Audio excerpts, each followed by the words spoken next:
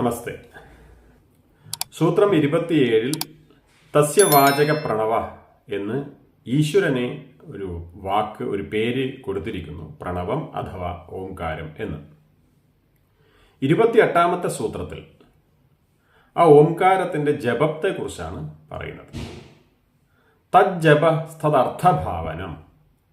തജ്ജപ, ആ ഓം ശബ്ദത്തിന്റെ ജപം, തദർത്ഥഭാവനം, അതിൻ്റെ അർത്ഥഭാവനയോടെ ചെയ്യേണ്ടതുണ്ട്.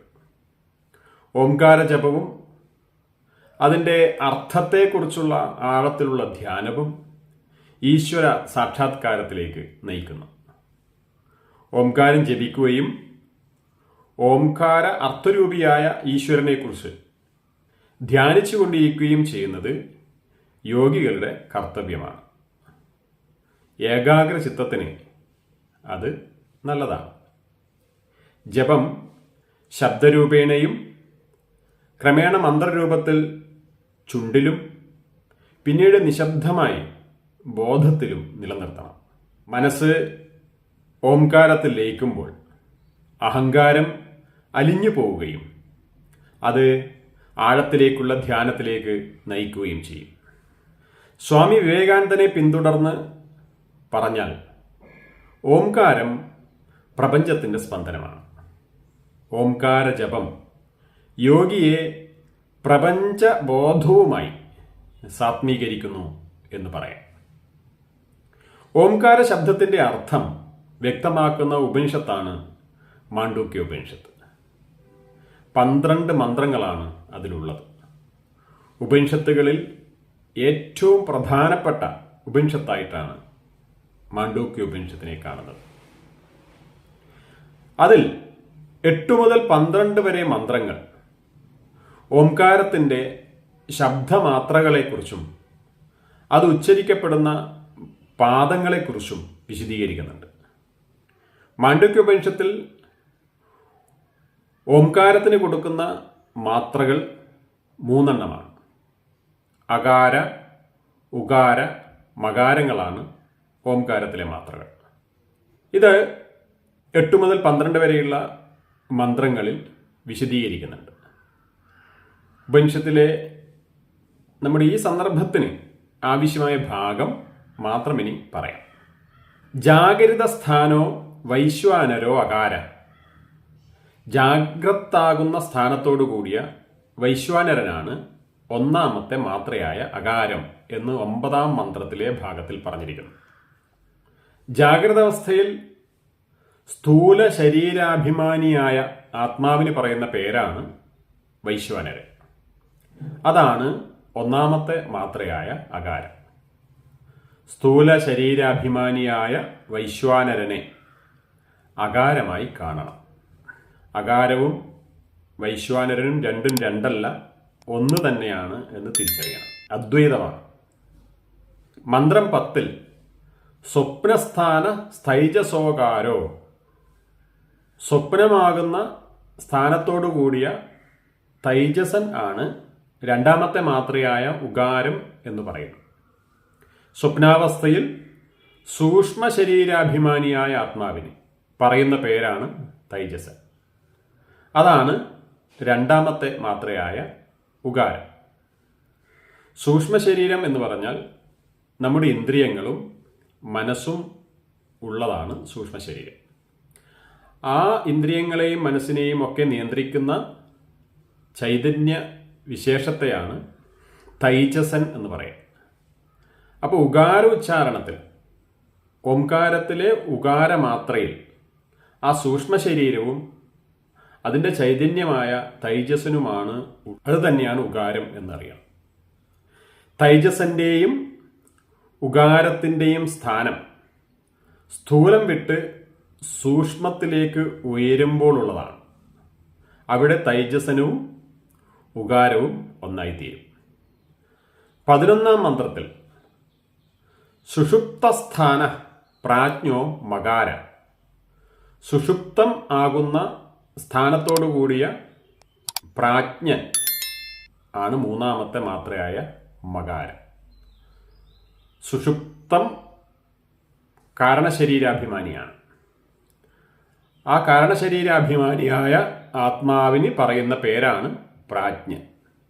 അതാണ് മൂന്നാമത്തെ മാത്രയായ മകാരം. കാരണശരീരമാണ് സൂക്ഷ്മ സ്ഥൂല ശരീരമായി വിരിഞ്ഞ് വിലസുന്നത്.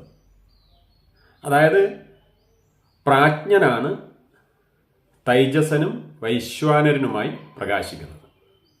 നമ്മൾ ഉറക്കത്തിൽ വിട്ട് ഉണരുമ്പോൾ നമ്മൾക്ക് ഈ കാരണശരീരത്തിൽ നിന്നും സ്വപ്നാവസ്ഥയിലേക്ക്, സൂക്ഷ്മ ശരീരത്തിലേക്ക് ബോധം സംക്രമിക്കുന്നത് അറിയാൻ വേണ്ടി പറ്റും. ഈ സ്വപ്നാവസ്ഥയിൽ നിന്നും ജാഗ്രത അവസ്ഥയിലേക്ക് ഈ ബോധം സംക്രമിക്കുന്നത് അറിയാൻ വേണ്ടി പറ്റും. അങ്ങനെയാണ് നമ്മൾ ശരിക്കും ഉണർന്ന് എഴുന്നേറ്റ് വരുന്നത്. അപ്പം ഈ 3 കാരണ സൂക്ഷ്മ സ്ഥൂല ശരീരങ്ങളിൽ ചൈതന്യമായിരിക്കുന്ന ഊർജം, അതിനാണ് ഈ പ്രാജ്ഞൻ, അതുപോലെ തൈജസൻ, വൈശ്വാനരൻ എന്ന് പേര് കൊടുത്തിട്ടുള്ളത്. അതുതന്നെയാണ് മകാര, ഉകാര, അകാരങ്ങൾ എന്നറിയണം. സ്ഥൂലതലവും സൂക്ഷ്മതലവും വിട്ട് കാരണതലത്തിലേക്ക് ബോധം ഉയരുമ്പോഴാണ് പ്രാജ്ഞൻ പ്രകാശിക്കുന്നത്. അവിടെ പ്രാജ്ഞനും മകാരവും ഒന്നായിത്തീരും. സ്ഥൂലത്തിൽ നിന്നും സൂക്ഷ്മത്തിലേക്കാണ് ഓംകാര പ്രയാണം എന്ന് നാം തിരിച്ചറിയണം. ഓംകാര ഉച്ചാരണം ഓം എന്ന് ഉച്ചരിക്കുന്നത് ആണ് സാധാരണ നമ്മൾ ചെയ്യാറുള്ളത്. അത് ഈ 3 മാത്രകളായി തന്നെ ഉച്ചരിച്ച് ശീലിക്കണം.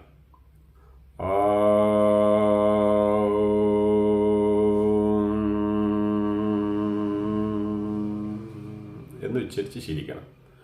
ആ ഉച്ചരിക്കുന്ന സമയത്ത് അതാത് ശബ്ദത്തോടൊപ്പം ജാഗ്രത അവസ്ഥ, സ്ഥൂല ശരീരത്തെക്കുറിച്ച് കൃത്യമായ ധാരണയുണ്ടാവണം. ഓം എന്ന് പറയുമ്പോൾ സൂക്ഷ്മ ശരീരത്തെക്കുറിച്ച്, നമ്മൾ ഇന്ദ്രിയങ്ങളിലേക്കും നമ്മുടെ മനസ്സിനെയും നമ്മൾ കേന്ദ്രീകരിക്കും. പിന്നീട് കാരണശരീരത്തെ, ഇതിനെല്ലാം കാരണമായ ശരീരം. ഇപ്പം കണ്ണടച്ച് ഈ ഓംകാര ജപം ഈ രീതിയിൽ ചെയ്തു വരുമ്പോഴേക്ക് സ്ഥൂല ശരീരത്തിൽ നിന്നും സൂക്ഷ്മ ശരീരത്തിലേക്കും കാരണശരീരത്തിലേക്കും നമ്മുടെ ബോധം സംക്രമിക്കുന്നത് കാണാൻ വേണ്ടി പറ്റും. അതിങ്ങനെ അറിഞ്ഞ് വന്നു കഴിഞ്ഞാൽ പിന്നീട് ശബ്ദമേ ഇല്ലാത്ത ഒരവസ്ഥയെത്തും. നിശബ്ദതയുണ്ട് ഇതിന്. ആ നിശബ്ദതയാണ് ഈ ഓംകാരത്തിൻ്റെ 4ാമത്തെ പാദം.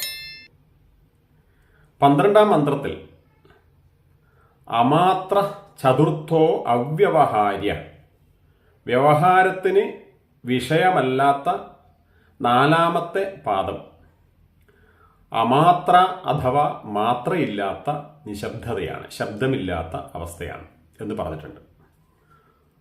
ആ നിശബ്ദമായ തലം, ആ അവിടെയുള്ള ഒരു സ്പന്ദനം, അത് നമ്മൾ അറിയണം.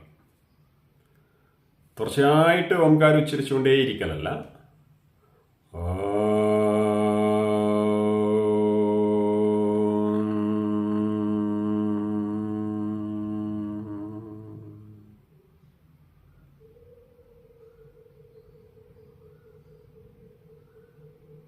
ആ സ്പന്ദനം അവസാനിക്കുന്നത് വരെ നമ്മൾ നിശബ്ദമായിരിക്കും. ആ നിശബ്ദതയാണ് നമ്മൾ അറിയേണ്ടത്. ആ 4ാമത്തെ പാദം ശിവവും മംഗളാത്മകവും അദ്വൈതവുമാണ്. ഇവിടെ ഈശ്വരനും ഓംകാര ശബ്ദവും ഒന്നായിത്തീരും.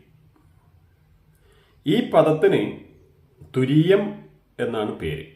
അതാദ്യം പ്രയോഗിച്ചിട്ടുള്ളത് ബൃഹദാരണ്യ ഉപനിഷത്തിലാണ്, 5:14-3. മാണ്ഡൂക്യോപനിഷത്തിൽ അങ്ങനൊരു തുരീയം എന്ന പദം വാക്കുപയോഗിക്കുന്നില്ല. കാരണം അതിന് പേര് കൊടുത്ത് വേർതിരിച്ച് നിർത്താൻ പോലും പറ്റില്ല. എല്ലാം ഒന്നായി അദ്വയമായി അദ്വൈതമായി പ്രകാശിക്കുകയാണ് ചെയ്യുന്നത്. കേവല ധ്യാനം സ്ഥൂലത്തിൽ നിന്നും സൂക്ഷ്മത്തിലേക്കുള്ള ബോധപ്രസരണമാണ് എന്ന് നമുക്ക് മനസ്സിലാവും. അതിന് ഉപാധിരഹിതമായ ആനന്ദ അനുഭൂതിയാണ് ഓംകാര ധ്യാനത്തിലൂടെ നടക്കുന്നത്. കാരണം ഓം ആത്മാവ് തന്നെയാണ്, ഈശ്വരൻ തന്നെയാണ്. അതിന് പ്രത്യേകിച്ച് മറ്റൊരു ഉപാധി, മറ്റൊരു മാർഗം, മറ്റൊരു രീതി നമ്മൾ വിഗ്രഹങ്ങൾ വെച്ചോ അല്ലെങ്കിൽ ദീപം ജ്വലിപ്പിച്ചോ അല്ലെങ്കിൽ മറ്റെന്തെങ്കിലും കൊണ്ടോ ഒന്നും ഈ ധ്യാനം ചെയ്യേണ്ട കാര്യമില്ല. ഈ ഓംകാര ധ്യാനത്തിന് ഓം തന്നെയാണ് ധ്യാന ഉപാധി, അഥവാ ഈശ്വരൻ തന്നെയാണ് അതിൻ്റെ ഉപാധി എന്ന് തിരിച്ചറിയണം. ഓംകാരത്തിൻ്റെ 4 പാദങ്ങളിൽ ഒന്നാം പാദത്തിൽ സ്ഥൂല ശരീരത്തിൽ പ്രകാശിക്കുന്ന ആത്മാവിനെ അകാരമായി നാഭിയിൽ അഥവാ മണിപൂരക ചക്രത്തിൽ അനുഭവിക്കണം. രണ്ടാം പാദത്തിൽ സൂക്ഷ്മ ശരീരത്തിൽ ഉകാരമായി ഹൃദയത്തിൽ അനാഹത ചക്രത്തിൽ അനുഭവിച്ച് മൂന്നാം പാദത്തിൽ കാരണശരീരത്തിൽ മകാരമായി കണ്ഠത്തിൽ വിശുദ്ധി ചക്രത്തിൽ അനുഭവിച്ച് നാലാം പാദത്തിൽ ആജ്ഞാചക്രത്തിൽ എല്ലാം ലയിച്ച് നിശബ്ദതയുടെ സ്പന്ദനമായി സഹസ്രാരപത്മത്തിൽ ഓംകാരം ഈശ്വരാനുഭൂതിയാകുന്നു. 12ാം മന്ത്രത്തിൽ തന്നെ ആ അനുഭൂതിയെ പറയുന്നുണ്ട്. ഏവം ഓംകാരമാത്മൈവ, ഇപ്രകാരം ഓംകാരം ആത്മാവ് തന്നെയാകുന്നു, ഈശ്വരൻ തന്നെയാകുന്നു. യ ഏവം വേദ, യ ഏവം വേദ എന്നറിയുക, എന്നറിയുന്നവൻ സംവിശദ്യാത്മനാത്മാനം, ആത്മാവ് കൊണ്ട് ആത്മാവിൽ പ്രവേശിക്കുന്നു, ആത്മാവായി തീരുന്നു.